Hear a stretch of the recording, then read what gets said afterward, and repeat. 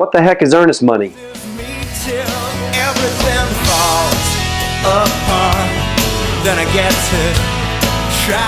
This is Kevin with Grand Strand Coastal Realty. Let's talk about earnest money today. Now, some people call it good faith money, a deposit. Some people call it a waste of a check.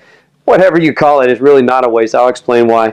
So the earnest money is something you attach with the offer. It's money that you put as a down to show the seller that you're serious, right?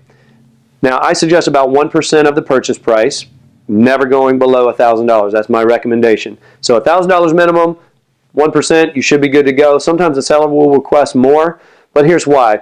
If you put an offer on the property and it's accepted, and 35 days later you decide you just don't want the property anymore, you just don't want it, that seller has taken the property off the market for 35 days, so they stand to make up for lost time. That earnest money is there for that reason.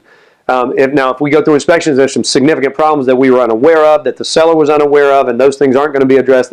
Whole different scenario. So there are legal reasons that you can get out of the contract at no penalty if things aren't being followed through as per outlined in the contract, but that's a whole different video. So earnest money, good faith money, deposit, whatever, it sits in an escrow account, non-interest bearing most of the time. All of my contracts are non-interest bearing, and then it comes back to you, the buyer, at close. So it's not a waste of money. It is simply there saying we're serious about this property. We want to buy it. We intend to see this thing all the way through, and it just lets the seller know you're serious. So earnest money is not a scary thing. It's not a bad thing. It is what it is. Just write the check. Have your check ready when you're going to make your offer, and you'll be good to go. Call me with any questions. Kevin Hoover, Grand Strand Coastal Realty here in Myrtle Beach, South Carolina. We'll see you next time.